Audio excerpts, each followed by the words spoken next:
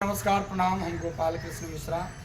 आज हमें आप सबको बताने जा रहे हैं, यह बहुत महत्वपूर्ण है और महत्वपूर्ण ही नहीं बल्कि अति आवश्यक है, जो सब में है। मानव जाति के जितने जो लोग हैं, चाहे वो असुर हों यानी राक्षसी प्रवृत्ति के हों या देवताओं की प्रवृत्ति के हों, उन सबों के लिए यह बात जानना जरूरी है। तो आज हम आए हैं यह बतलाने के लिए कि प्रत्येक मनुष्य में, प्रत्येक इंसान में 7 कुंडलियाँ होती है। कितनी कुंडलियाँ? 7 कुंडलियाँ होती है।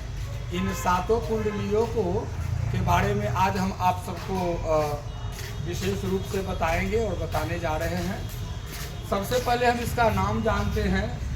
इसे कहते हैं सहस्त्रार चक्र, फिर है आज्ञा चक्र, फिर है विशुद्ध चक्र, फिर है अनाहत चक्र, फिर है मणिपुर चक्र, फिर है स्वादिष्ठान चक्र और सबसे अंतिम है मूलाधार चक्र। तो मूलाधार चक्र से लेकर सहस्त्रार चक्र यह आप में भी है। आपने आज से बहुत समय पहले एक सीरियल टेलीविज़न पर आया करता था, शक्तिमान। उसमें बताया जाता था, आदरणीय मुकेश जी बताते थे कि 7 कुंडलियों की बात। तो 7 कुंडलियों की बात जो है यह हमारे वेद और पुराणों में भी वर्णित है। जिन लोगों ने अपनी कुंडलियों में से अगर किसी एक को भी, यानी इन 7 में से अगर कोई एक को भी जगा लिया, वो आज राम और कृष्ण और गौतम बुद्ध बन गए।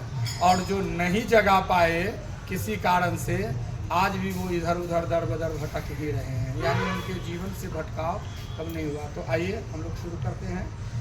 बंधुगण, सबसे पहली बात कि ये होता कहाँ कहाँ है। अब देखिए, मैं बता रहा हूँ, ये जो मूलाधार चक्र है, इसको यहाँ ये जो स्थान बताया गया, जो हम लोग बैठते हैं, जो सबसे नीचे का भाग है, उस जगह पर ये मूलाधार चक्र, यही मूल का आधार है।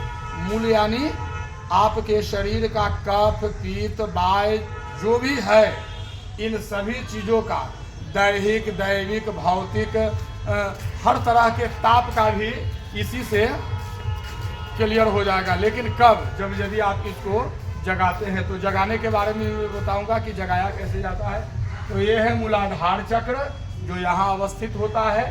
दूसरा है स्वादिष्ठान चक्र, जो आपके नाभि के आसपास में, यहाँ जो नाभि होता है, नाभि का निचला सिरा वहाँ पर होता है। इसको इस चक्र का नाम है स्वादिष्ठान चक्र।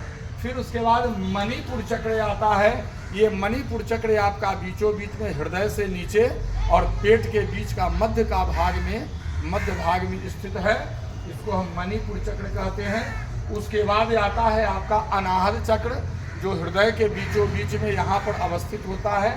इसको अनाहत चक्र कहते हैं। अनाहत चक्र के बाद में आता है नंबर विशुद्ध चक्र का। ये विशुद्ध चक्र जो आपके कंठ में, आपके गले में यहाँ पर अवस्थित होता है।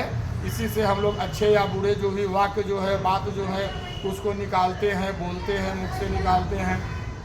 इसीलिए मैं बार बार अपनी वीडियो में कहता हूँ कि इस मुख से जितना आप हरि का नाम लेंगे, भगवान का नाम लेंगे, उतना ही आपके लिए फ़ायदा है, आपके पूरे परिवार के लिए फ़ायदा है। इसमें किसी दूसरे के लिए फ़ायदा की बात मैं नहीं बता रहा हूँ। यदि आप सुनते हैं, आप करते हैं, तो ये फ़ायदा आप ही को होने वाला है। इसलिए बंधुगण, हमारी जो बातें होती है, उन बातों को हर हाल में सुनना है और समझना है, और समझने के बाद उस पर मंथन करना है। तो ये आपका विशुद्ध चक्र है। फिर उसके बाद आपका आता है आज्ञा चक्र। ये आज्ञा चक्र जो है, यही आपका जो बीच का जो होता है, जिसको भौं कहते हैं, जहाँ पर हम लोग तिलक लगाते हैं, चंदन लगाते हैं। अभी हाल फिलहाल में रक्षाबंधन गुजरा है, हर एक बहन ने अपने भाई को माथा पर तिलक लगाए हैं ना, चंदन लगाते हैं, लगाए भी होंगे। तो वो जो जहाँ पर हम लोग चंदन लगाते हैं, यानी ये भौं और ये भौं, इन दोनों के बीच में ये जो बीच का भाग है, यहाँ पर ये होता है आज्ञा चक्र। आज्ञा यही से प्राप्त किया जाता है। पूरे शरीर को, पूरे बॉडी में आज्ञा जो है, किसी भी चीज़, अब जैसे समझाते हैं, पैर के अंगूठे में ठेस लगती है, ठीक है, डायरेक्ट आपको दिमाग में बात आता है, ठेस लगा, पता चलता है क्या होता है, ठेस लगा। तो ठेस लगा तो यहाँ से आज्ञा चक्र शुरू हो गया, आपका काम करना शुरू हो गया। आज्ञा चक्र आज्ञा देगा किसको, ऑर्डर देगा किसको, आदेश देता है, तुरंत आंख को आदेश देगा, अरे कहाँ लगा, तो आंख ऐसे कर करके हम लोग देखते हैं। फिर उसके बाद में आज्ञा चक्र तुरंत उसको ऑर्डर देगा हाथों को, क्या, अरे खून बढ़ रहा है, जल्दी से इसको पकड़ो, इसका इलाज करो, करते हैं। यही वो है आज्ञा चक्र। यानी बड़े बुजुर्गों को कहते सुना होगा आप लोगों ने, बंधुवर, दिमाग ठीक रखो, दिमाग ठीक नहीं है, दिमाग काम नहीं कर रहा है, या स्विच ऑफ हो गया, बोलते हैं ना लोग।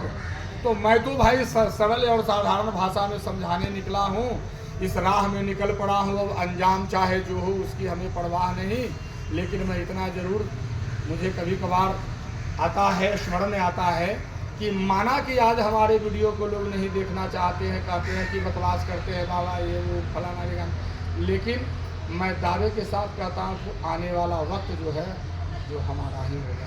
इस बात को मैं गारंटी देता हूँ 111%। 100% भगवान की तरफ से और 11% हमारा विश्वास करता है। क्यों? क्योंकि धीरे धीरे धीरे धीरे हमारा समाज, हमारी मानवता, हमारी विवेकशीलता सब छिन्न होते जा रही है बंधुवर। और 100 में 99 यानी 99.99% लोग जो हैं केवल और केवल क्या हो रहे हैं, यह आप भी जानते हैं, हम भी जानते हैं। हमारा काम कहना है। मैं वेद की बातों को, ग्रंथ की बातों को, उपनिषदों की बातों को, बड़े बुजुर्गों की, महान पुरुषों की बातों को आप तक सरल भाषा में सुना रहा हूँ, समझा रहा हूँ, पहुँचा रहा हूँ।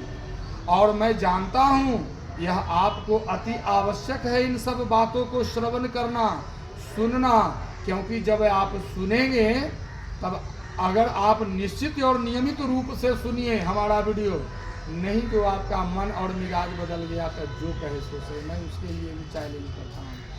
और मैंने कहा है कि सीधा भाषा में समझाएंगे, हम तो उतना जानते हैं नहीं, सीधी सी बात जो हमें गुरु के द्वारा मिला जो मैं आप तक पहुँचा रहा हूँ। तो ये है आज्ञा चक्र, इसलिए हमें आज्ञा चक्र को कंप्लीट रखना है। सबसे ऊपर में आता है सहस्त्रार चक्र।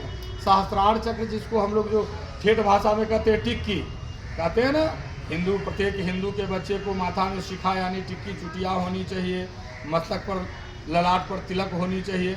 अगर ये सहस्त्रार और आज्ञा, अगर इन दोनों चक्रों को आप जगाते हैं, जागृत अवस्था में कर लेते हैं, तो मैं दावे के साथ कहता हूँ कि आपका जीवन सुलभ हो जाएगा, दुर्गमता हटेगी और सुलभता आएगी, सरलता आएगी, और आप धीरे धीरे आगे की ओर बढ़ेंगे, निश्चित रूप से बढ़ेंगे। लेकिन कब?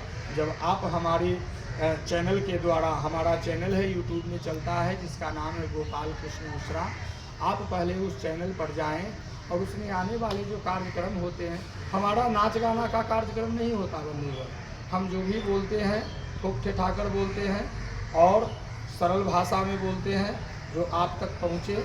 और हमारे जो वीडियो है, हमारे जो कार्यक्रम है 5 मिनट से लेकर 15 मिनट के अंतराल का होता है।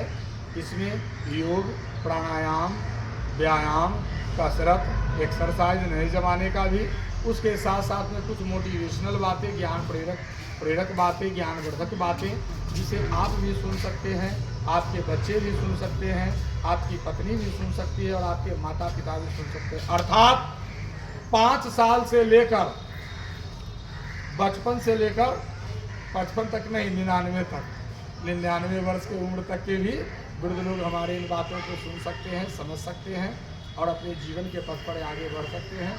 तो कम से कम इन दोनों चीज़ों को आप जगाएं।